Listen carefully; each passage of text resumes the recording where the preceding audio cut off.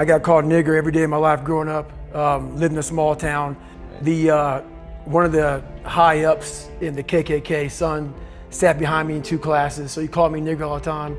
I got my first car, they spray painted nigger, we're gonna kill you on it. And I was weighing like 297 pounds. So I was just an insecure, scared kid. But the best thing that happened to me, no one helped me. I had to figure out I wasn't gonna be a punk kid all my life. So the only way I could turn it around was to suffer. I had to build calluses in my brain the same way I built calluses on my hands. So I broke the Guinness Book of World Records for pull-ups a long time ago, but I failed at it twice. And I did 67,000 pull-ups in trying to break this record. So to do 4,030 pull-ups, I had to do 67,000 for training for that. Wow. And so what I realized is for me to become the man I wanted to become, I saw myself as the weakest person God ever created. But I never blamed God for anything he did to me. So I wanted to change that to be the hardest man ever created. Am I that? I don't know, but you had to have a goal. And my goal when I was sitting there, not going to school, being bullied, having no self-esteem, my goal was the only person that's gonna turn this person around is me. I was so driven, and I'm not gonna say motivated because motivation's crap. Motivation comes and goes. When you're driven, whatever's in front of you will get destroyed. We live in an external world. Everything is you gotta see it, touch it, it's external. If you can for the rest of your life live inside of yourself, stop listening to people who are calling you fat, gay, transsexual, nigger. Everything that is makes no sense. All these insecure people putting their insecurities on you, you gotta flush it out. You gotta just be whoever the hell God or whoever the hell you believe in. If you believe in nothing but yourself, I don't care what it is. You gotta take everything and throw it away. You have to believe in one thing, and that is yourself.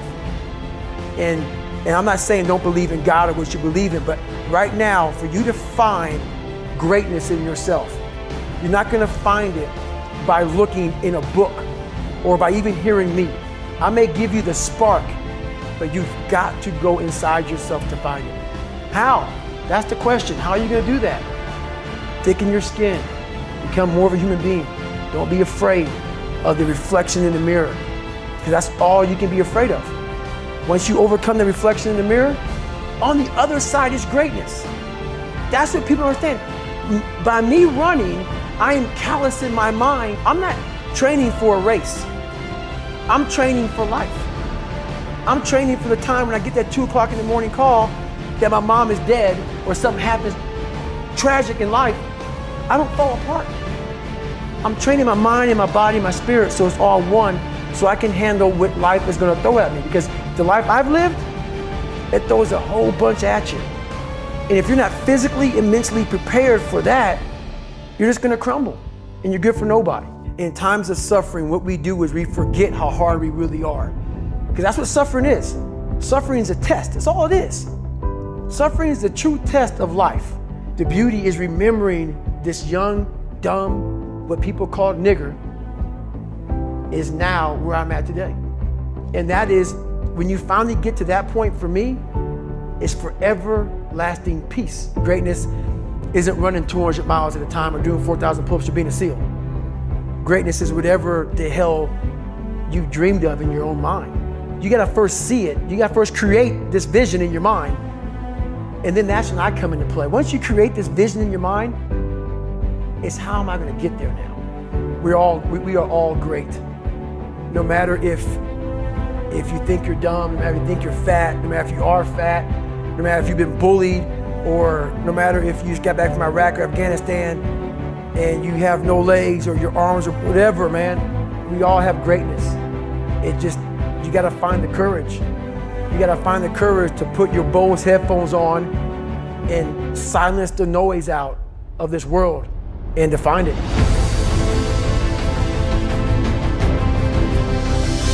The mind is the one thing that we don't test enough. A lot of us are so afraid of that test, and that's the real test. That's where the real growth comes from, is the mind. I have all these scars on my brain from growing up, from being abused, from suffering through life, from having a learning disability, from stuttering, from having just a really bad childhood. And so all those memories, I had to cut open that scar and go into it. And that was a hard process for me to do. Not only was that a hard process for me to do, for me to have the courage to share that with people, because I'm the so-called toughest man on the planet. So they think. Tell us about some of the defining moments in your childhood that actually framed that experience to being a nightmare. Well, my dad was a person that, he was an alcoholic. He was really big on being a powerful man. And he had two different sides to him. No one knew anything about the inside of that house. The inside of that house was horrible. It was evil, like the evil monster came out to play. But once he left that house, he was the nicest person on the planet. So no one knew, who this guy was. So the scarring started happening inside the dungeon. And my dad didn't really believe in us going to school. He had a family business, and the family business was a skating rink and also a bar. So my dad owned, it was called the Vermilion Room was the bar, and the skating rink was called Skateland. So from the time I was able to walk, I was working that skating rink. And I worked it from like 9 o'clock at night until like 12 o'clock in the morning pretty much. That's what we did. I'm 4 years old, scraping gum off the skating rink floor, doing stuff like that. Me and my brother and my mom. Once the skating rink was shut down, the bar would open up. The bar would be open from like midnight to like 4 o'clock in the morning, 3 o'clock in the morning. Once that closed down, we'd go upstairs and clean the bar. So by the time you work like this, I'm a young kid. It's time to go to school. So most time we didn't go to school. So we missed school a lot, but thank God for me, I didn't like school anyway. With a learning disability, with a stutter, I had white splotches all over my skin from being stressed out, hair, patches of hair falling out at a young age. And once my dad got drunk, that's when the nightmare began. And he'd get drunk, he'd get violent, and we got beatings quite regularly. Probably at least once or twice a week. And the beatings weren't like, hey, I'm gonna give you a whipping because you did something wrong. It was like, hey, I don't feel good today. And you get beat for that. And my mom got a lot of the beatings, and it would just trickle down to me and my brother. So that foundation of life that I didn't have, that's how it started off for me. And it's progressively got worse. So when you have a horrible foundation, it's like building a house on a fucked up foundation. This is what you're gonna get. Any kind of earthquake or something happen, the house is gonna go down. Sometimes, it doesn't even take an earthquake. It takes a little windstorm. So that was me. I was just a little windstorm away from breaking. So what happened in my life was we started to get, I call it like the rucksack. A rucksack is a pack that you carry in the military, and you put all your stuff in it. Your radios, your food, your water, all that stuff you have to carry in the military. That's your rucksack. It's a backpack pretty much. As you're growing up, we all have a backpack. Most of ours, hopefully, is empty, and what we put in it is all the crap we go through in life.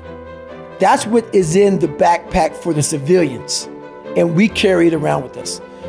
We have to break the barriers within our minds, within the world, and it starts with yourself. The brain is the most powerful thing. The mind is the most powerful thing that we have. It's not your phone, it's not the computer, it's not anything, it's your mind. And if you can tap into that, you can come from the daggone roots of hell and become such a great seed, a powerful seed that can grow into some great daggone garden. You have to look at suffering as almost like I look at failure. To succeed, you must fail. In failure and in suffering, all the answers are in there. Go in there, go into the suffering. Go into the pain of your life and say, why did this suck for me so bad? Why am I afraid of all this stuff? Why have I shut down the whole world? I guarantee I'll tell you why you shut down the whole world. It's in these nooks of the suffering within your brain, in the scarring, are all the answers to why you are on the couch feeling sorry for yourself. Don't just say, I'm afraid to jump off an airplane. What makes you afraid of it? Study it. That's why I studied my mind. Why I became so powerful in the mind is because I realized I was weak. So instead of running away from the mind, I dove into it and said, what is making me weak? Oh, this makes sense. I came from hell. I came from a place that beat me down to nothing. So systematically, one by one, I went back and met every single person in my mind Every situation, I went one-on-one with them again in my mind and said, okay, let's now revisit this. And that's how you do it. The brain protects you, but protects you so much, it doesn't allow growth. You find yourself when you're not comfortable. When you're not comfortable on a daily basis. And that's how I started to grow. Like I said about the mind, it wants to put you in that nice 72-degree temperature with everything right there. It wants to be in that nice with a little massage therapist. That's where your mind wants to be. Doesn't want to be, and we're going to talk about Hell Week. So it doesn't want to be in Hell Week. In Hell Week, I was in 3 of them. I finished 2 of them in 1 year. Only person to ever do that in SEAL history. There's been people who have gone through a couple of Hell Weeks, but in like 5 years, 6 years, 7 years, 8 years. I was in 3 in 1 year. They say it takes off 3 to 5 years of your life. So Hell Week is 130 hours of continuous training. You might get 2 hours of sleep. And what it does is, it's designed to break a man. If you only fix the surface, you will never get through Hell Week. Because what it does, it starts to bring out these demons. Because even though there's a lot of yelling and stuff like that, there's times where it's very peaceful in a very eerie way. So the first hour of the 130 is breakout. They're shooting guns, it's loud, it's noisy, your mind is in chaos. When your mind's in chaos, you can't think. So you're having fun. Yeah, this is great. Yeah, we're in Hell Week, we're Navy SEALs, or we're trying to be Navy SEALs, we're badasses. Then what they do, and I don't even think that they understand what they're doing, but I studied the mind. It's perfect. It's psychological warfare. They go from an hour, the first hour when you're going crazy, the second hour of the 130, they put you in the cold water.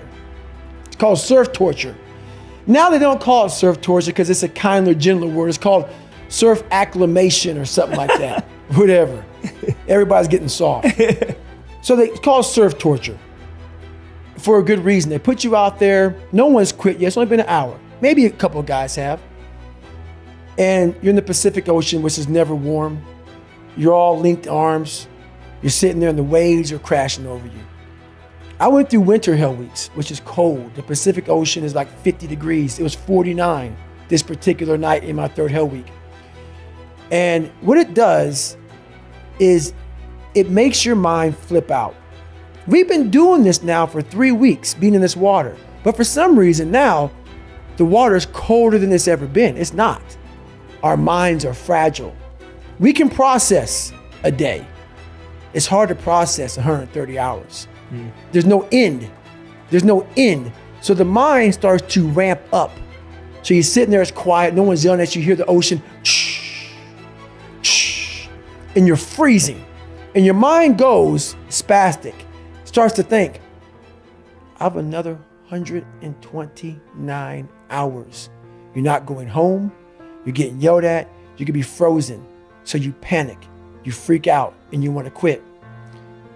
What I realized about the mind is those people who can be in that time and embrace that time and be in that moment and not allow the mind to go to 129 hours on hour 1. It's the control that we don't have in our minds. It's the control that you had to have for 3 months when you're miserable, when you're suffering, when you're laying on the floor, when you're doing all the disciplines it takes to be a monk. You cannot think about the whole process. It will make you, it will make you so insanely crazy. It's impossible. It's inhumane what I'm about to do to myself. You have to be able to break all these big, humongous, painful things in life down to the smallest molecule, because that's all the brain can handle. The brain can't handle hours and hours and hours of suffering, but it can handle right now. I'm in the Pacific Ocean and it's very cold, and this is what I'm doing. Every day I tell myself, I used to believe I was the weakest man that God ever created. So now I believe that I'm the hardest human being that God ever made. I don't care if it's true or not. It's the most important conversation to me. It's the thing that drives me every day. It's the one thing that keeps me going every day, is that you must constantly be that man that you want to be.